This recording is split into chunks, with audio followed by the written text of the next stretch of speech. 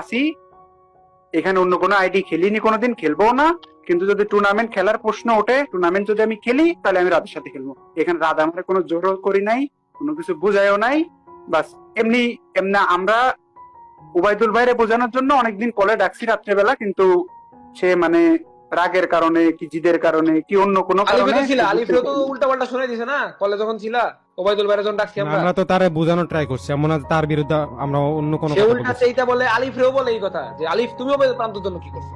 মানে প্রান্ত তুমি ভাইকে আমার প্রান্তর আইডি জন্য। খেলছে, প্রান্ত ভাই যেমন খেলে আমিও তেমন একটা প্লেয়ার। দাদা তারপরে তুমি কোন ইচ্ছায় আমার চয়েস করলা, বা তোমার জেনে খেলে তুমি এতদিন অভ্যস্ত, নাকি আমি তোমার কোনো টাকার অফার করছি? না না, কোনো টাকা পয়সার কোনো অফার করে নাই। মানে আমার মানে একটা কথা আছে না ভাই, তুমি তখন তো আমারে আমাদের লাগবেই যে যার সাথে এটা যে আমরা কারণে কিছু খারাপ করলাম, লাগবে। যে যে যে বাড়িতে ভাত খায় ওই বাড়িতে হাইগা দিল, জিনিসটা এমন হয়ে যাবো গা। যাই হোক, তো জিনিসটা এরকম আবার হচ্ছে প্রান্ত দাদার প্রতি আমার হক না ওবায়দুল ভাইয়ের হক, এই কথাটা আসলো এই জায়গায়। এখন তুমি এই বিষয় নিয়ে কি বলবা? আমি কি তোমার কোনোদিন বলছি তোমার প্রতি আমার হক আছে, বা আমার প্রতি তোমার হক আছে? এর উপর তো কেউ জোর খাটাইতে পারবে না, অন্তত তার মতামতের দিক দিয়ে। হক এমনি ঠিক আছে যে আমার উপর সে দাবি রাখতে পারে যে তুমি আমার জন্য এটা করো। এখন যদি সেটা আমি রাজি না হই, তাহলে তার কিছু করার থাকবে না, সেটা যেই হোক, তুমি হোক বা ওবায়দুল ভাই হোক কিংবা আলী। এখন মানুষের উপর যে এতটুকু রিকোয়েস্টটা করতে পারি, ডিসিশন তো তার পার্সোনালি।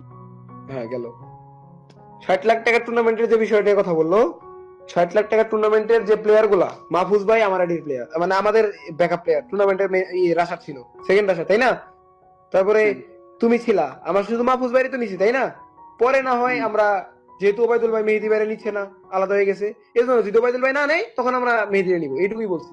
আর মেহেদীরে আমরা ফিফথ প্লেয়ার হিসেবে ধরছিলাম, জানি আমরা ওই আমি যেহেতু কোয়ালিফাই যদি হয়ে যায় তারপর তো আমি খেলতে পারবো না, তো যার কারণে পরে মেহেদী ভাই নিয়ে জানি তোমরা কন্টিনিউ করতে পারো। এই জন্যই না, মেন তো প্ল্যান ছিল আমি তুমি ফাহিম গট আর হচ্ছে শুভ। মাহফুজ ভাই। শুভ ছিল, শুভর তো বয়স ছিল না, হ্যাঁ, তো শুভর নিয়ে তো বানানোর প্ল্যান, হুট করে তখন এইসব কাহিনী হইলো।